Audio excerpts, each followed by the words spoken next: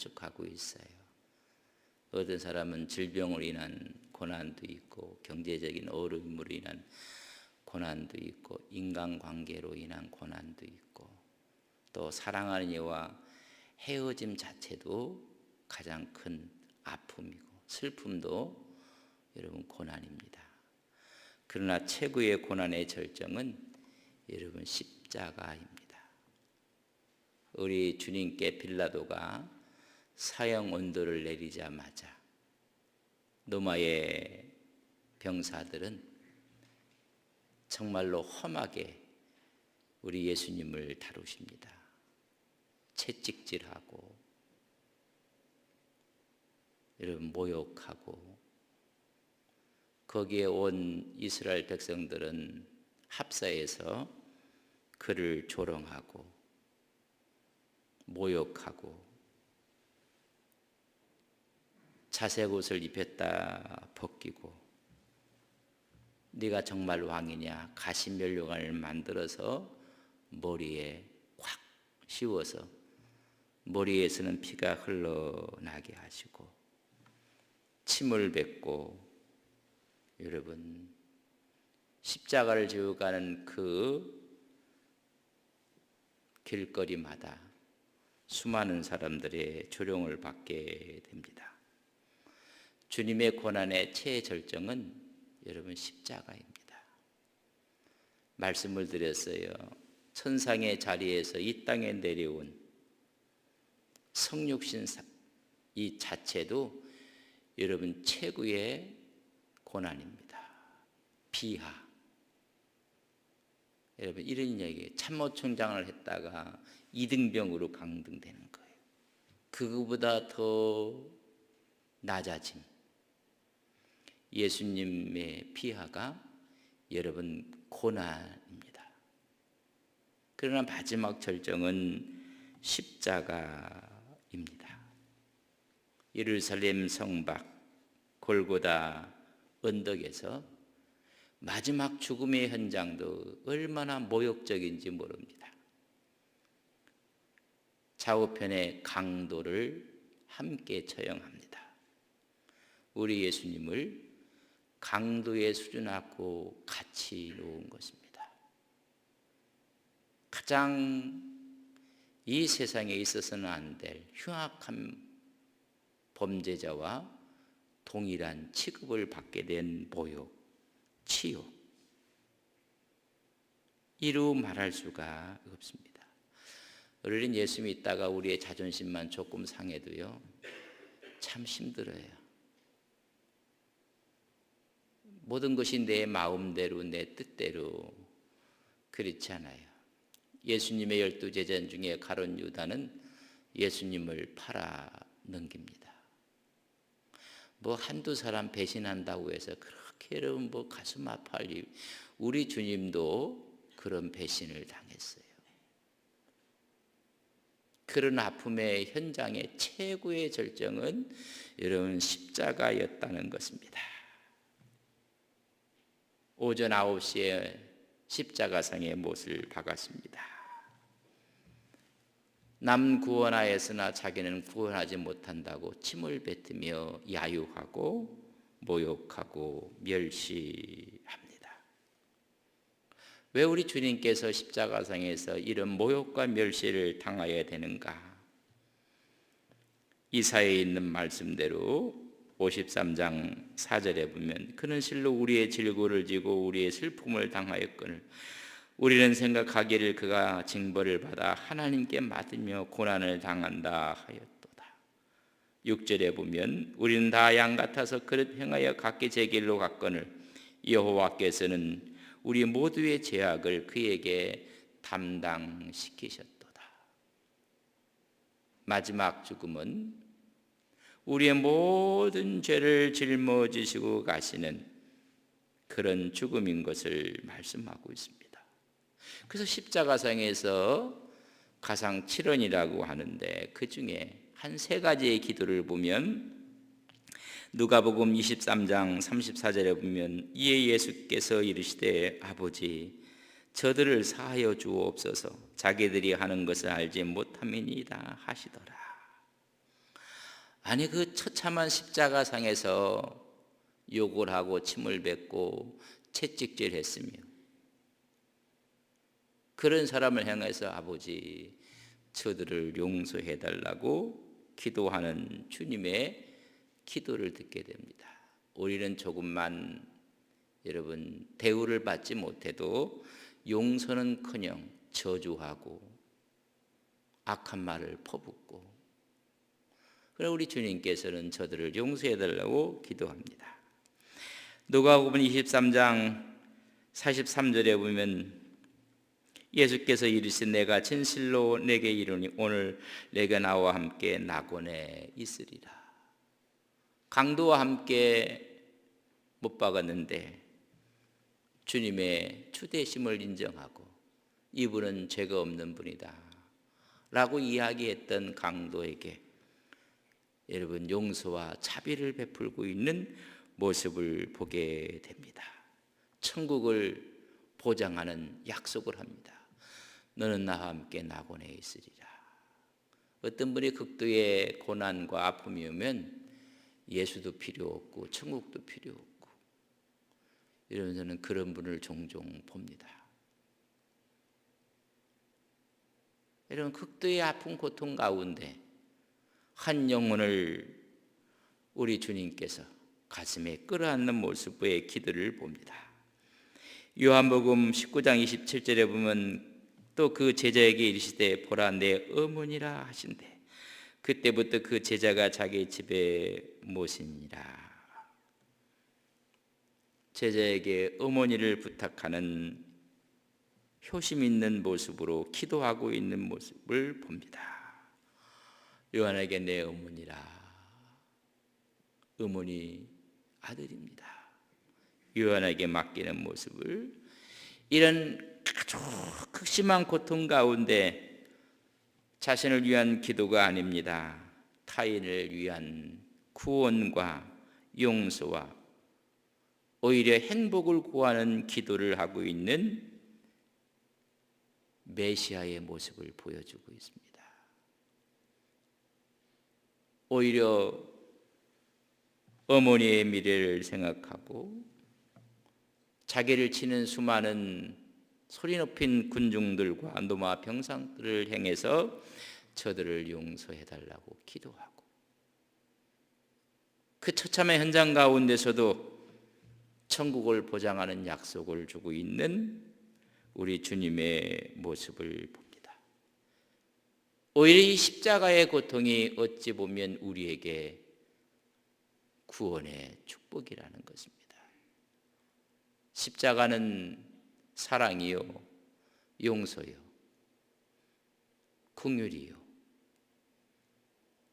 우리에게는 주님의 축복으로 다가오는 것입니다. 온 인류에게 십자가의 고난은 구원의 길을 여시는 것입니다. 우리 주님께서는 오전 9시에 십자가에 달리시고 오후 3시에 숨을 거두게 됩니다. 이 6시간의 고난과 고통이 너무나 심한 것입니다. 33절에 보면 오늘 본문 제6시가 되매 온 땅에 어둠이 임하여 제9시까지 계속 하더니, 우리 주님께서 마지막 숨을 거두시는 그 시간, 땅이 어두워졌다고 성경은 기록하고 있습니다. 여러분, 땅이 이 땅에 어둠이 왔다는 얘기는 태양이 그 빛을 잃고 말았다는 것입니다. 6월절은 앞비월 1월 14일 날 저녁부터 시작이 됩니다. 여러분, 그것이 6월절이고 6월절 만찬입니다. 우리 주님께서 제자들과 목요일 날 6월절 만찬을 했습니다. 그리고 나서 우리 주님께서 잡히시고 그 다음 날 15일 날 우리 주님께서 십자가에 못 박히게 되는 것입니다. 앞비월 15일 날 십자가에 못 박히십니다. 그들이 갖고 있는 원력에 의하면 아비월 15일은 보름입니다. 보름달이 뜨는 날입니다. 여러분, 보름달이 뜨는 날 일식은 일어나지 않습니다. 여러분, 일식이 일어날 때는 지구가 여기에 있고 저기 태양이 있으면 태양과 지구 사이에 달이 있을 때 여러분 일식이 일어나는 것입니다. 여러분, 그 일식이 일어날 때 여러분 낮에도 어슴츠레고 어두워지는 것입니다. 그러나 아비월 15일 음력 15일 날은 이렇게 일식이 일어날 수가 없습니다. 여러분, 태양이 여기 있고 달이 저기 있으면 지구는 여기에 있어야 됩니다. 어두워질 이유가 하나도 없습니다. 구조가 태양이 있고 지구가 있고 달이 있는 것이 보름 때 이루어지는 일입니다. 그렇기 때문에 태양이 어두워진다는 것은 있을 수가 없는 일입니다. 홍해가 갈라지는 일, 믿음의 눈으로 보면 갈라졌습니다. 오늘 이 사건을 우리가 과학을 아무리 갖다 놓아도 어두워졌습니다. 어두워질 수 없는 상황입니다. 일식이 일어나야 되는데 일식과 정반대의 태양과 지구와 달의 위치인 날이 아비월 15일입니다. 그렇다면 왜 어두워졌을까? 우리는 성경을 봐야 합니다. 아모스 8장 9절에 보면 주 여호와의 말씀이니라 그날에 내가 해를 대낮에 지게 하여 백주에 땅을 캄캄하게 할 것이니라. 여러분, 심판의 날을 이야기하고 있습니다. 여호와의 날 어두워진다고 아모스 기자는 말씀해 주고 있습니다. 우리 주님께서도 종말이 되면 심판의 때가 되면 인자가 재림하는 때가 있을 것인데 그때처럼 마가복음 13장 24절에 보면 그때에 그 환난 후 해가 어두워지며 달이 빛을 내지 못할 것이라고 말씀해 주고 있습니다. 종말을 이야기하고 심판을 이야기하는 것입니다.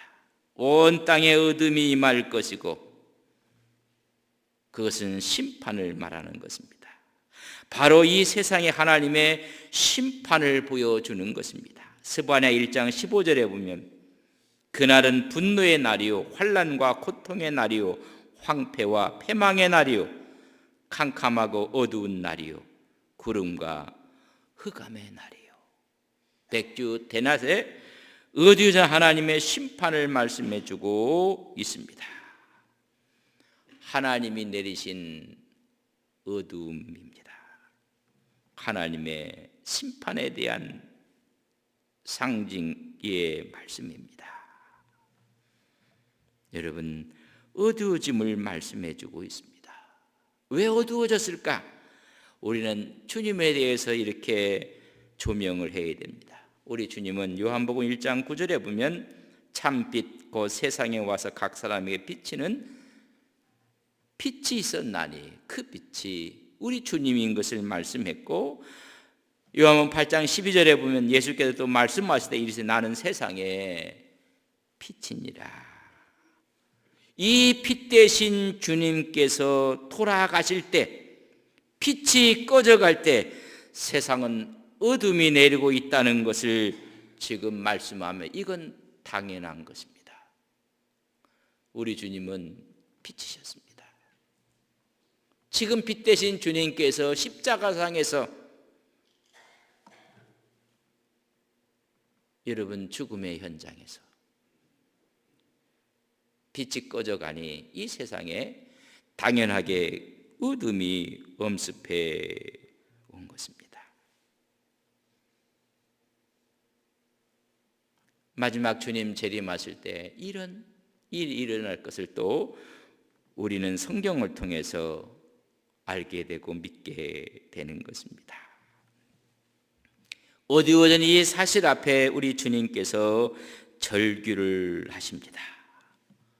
본문 34절에 보면 제9시에 예수께서 크게 소리 지르시되 엘리 엘리 나마 사박다니 하시니 이를 번역하면 나의 하나님 어찌하여 나를 버리셨나이까 하는 뜻이라.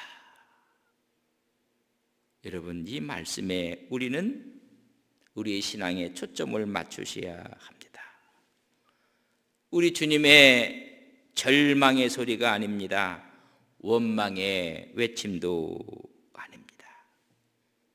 이 말은 우리에게 새로운 도전을 주는 말씀인 것을 아셔야 됩니다.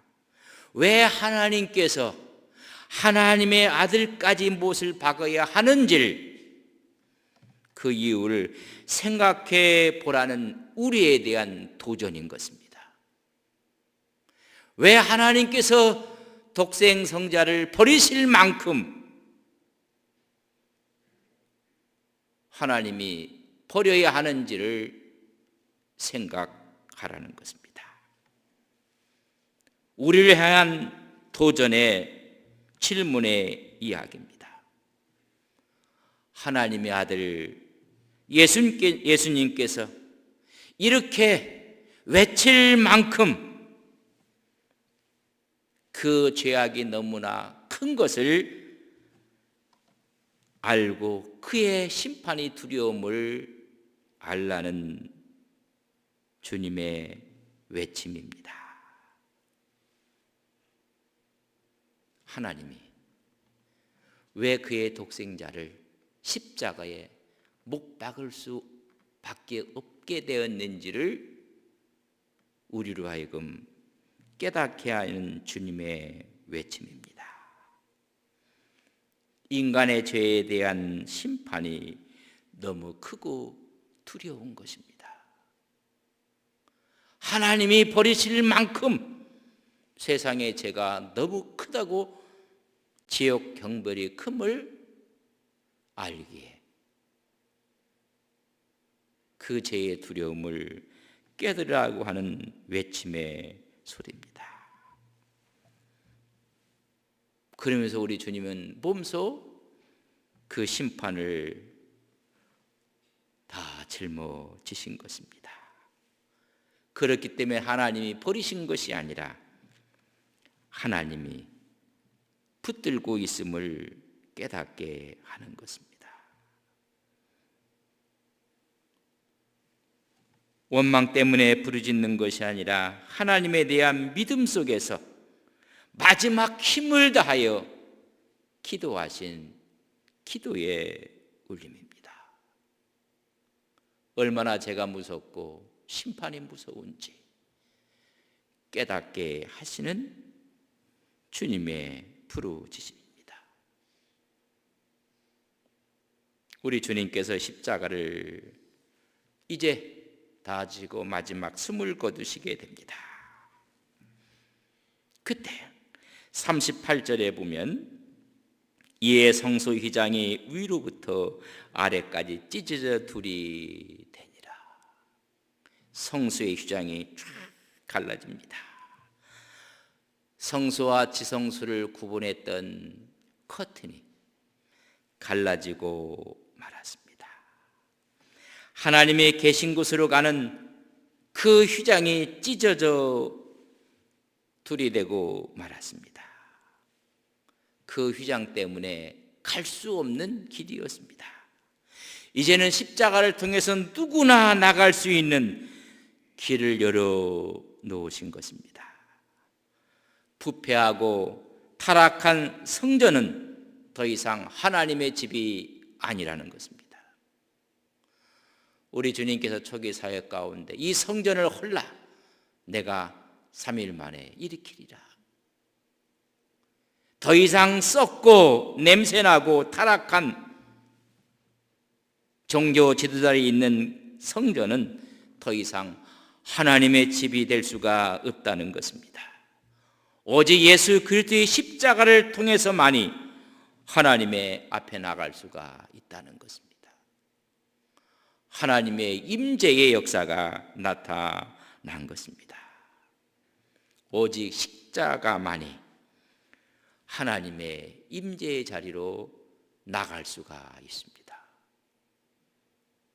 우리가 있는 그곳이 이제는 지성소가 돼서 하나님께 간구하며 기도하는 자리가 된 것입니다. 새로운 길이 열린 것입니다. 그의 고난은 우리에게 축복의 통로가 되었습니다. 히브리 기자는 히브리서 10장 19절과 20절에 그러므로 형제들아 우리가 예수의 피를 힘입어 성소에 들어갈 담력을 얻었나니 그 길은 우리를 위해 휘장 가운데로 열어놓으신 새로운 산길이요 휘장은 곧 그의 육체니라. 휘장을 갈라서 누구나 주의 임재함 앞으로 나갈 수 있는 구원의 길을 열어놓으셨습니다. 여러분, 그 튼튼한 휘장이 여러분 갈라지고 만 것입니다. 새로운 축복의 길이 열려지고 임재의 길이 열려지게 된 것입니다. 우리 주님 말씀하시길 요한복음 14장 내가 곧 길이요 진리요 생명이 되신 것입니다. 나로 말미암고는 아버지께로 올 자가 없느니라. 여러분, 구원의 산길을 열어 놓으셨습니다. 주님의 마지막 모습을 보고 나서 백부장의 고백을 우리는 들을 수가 있습니다. 마가복음 15장 39절 말씀 보면 예수를 향하여 섰던 백부장이 그렇게 숨지심을 보고 이르되 이 사람은 진실로 하나님의 아들이었도다. 여러분, 이 성경을 잘 보십시오. 그렇게 숨지심을 보시고 그의 죽음과 그의 고난을 보고 이는 하나님의 아들이었다. 여러분, 고난 속에 하나님의 아들됨을 깨닫게 된다는 사실을 이 마지막에 기록하고 있는 모습을 그렇게 숨지심을 보고 어떻게 숨을 지십니까? 극한 고난 가운데서도 저들을 용서하옵소서. 옆에 있는 강도에게 너는 오늘 나와 함께 낙원에 있으리라. 어머니를 부탁하는 수많은 사람들이 야유함에도 불구하고 그의 얼굴에는 오히려 용서와 한 영혼에 대한 사랑으로 가득 차 있는 모습과 빛을 잃어 땅이 어두워지는 사건을 보고 나서 그의 기도를 듣고 나서 그의 의연한 모습 앞에 그는 고백합니다. 이는 하나님의 아들이었도다. 여러분, 하나님의 아들이라는 마가복음에 보면 예수 그리스도의 복음의 시작 하나님의 아들이라는 표자에 의해 하나님의 아들이 나옵니다. 1장 1절입니다. 세례를 받고 올라올 때 이는 내 사랑하는 아들이라. 1장 11절에 나오고 있습니다. 변화상에서 우리 주님께서 변화되었습니다. 천상의 소리 앞에 이는 하나님의 아들이니라. 9장 7절의 말씀입니다.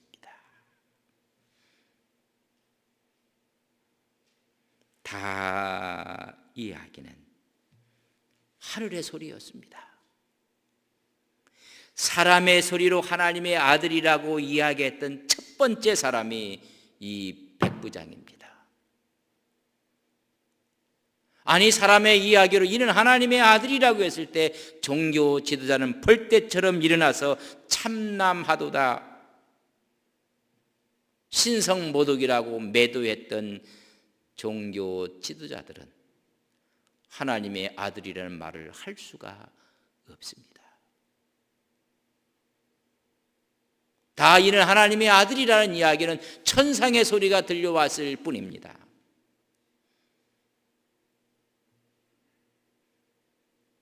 하나님의 아들이라고 고백했던 이 백부장의 모습입니다.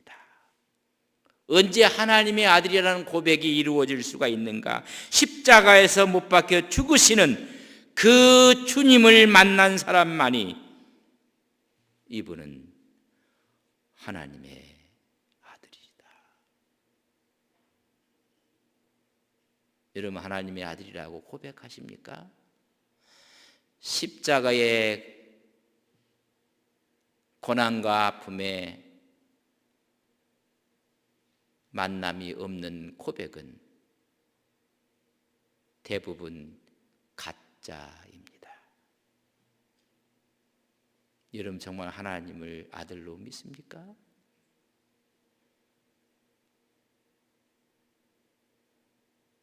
죽음의 현장에서 십자가상에서 만날 때 우리의 고백은 그분이 하나님의 아들이었습니다.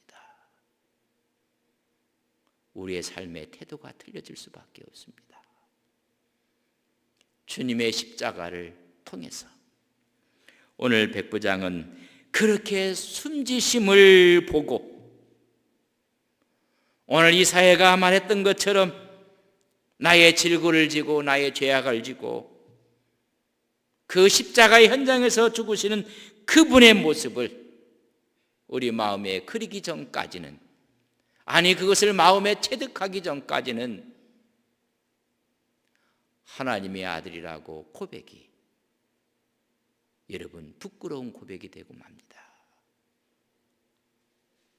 주님은 나를 위해 십자가를 지셨습니다.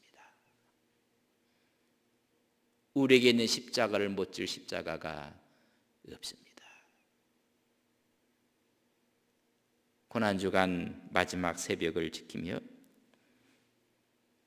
오늘 이 백부장은 십자가에 달리신 주님을 바라보고 만나고 그 사람만이 진실로 하나님의 아들이었도다. 이런 고백을 갖고 살아가는 우리 온 성도님들이 되시기를 주님의 이름으로 간절히 바랍니다. 그때 비로소 주님이 우리의 주인이 되십니다. 내 인생의 키를 갖고 있는 분이 주님이 되십니다. 늘 기뻐할 수가 있고 감사할 수가 있고 우리는 기도할 수가 있습니다. 능히 어려움을 이길 수가 있고 우리는 승리할 수가 있습니다. 오늘의 고난도 지나놓고 보면 하나님께서 보화와 축복을 검은 보자기 속에 우리에게 내어놓으신 것입니다. 하나하나 풀어 하나님의 은혜와 축복을 모두가 누리고 사는 우리 귀한 믿음의 종들이 되시기를 주님의 이름으로 간절히 축복합니다. 우리 기도합시다.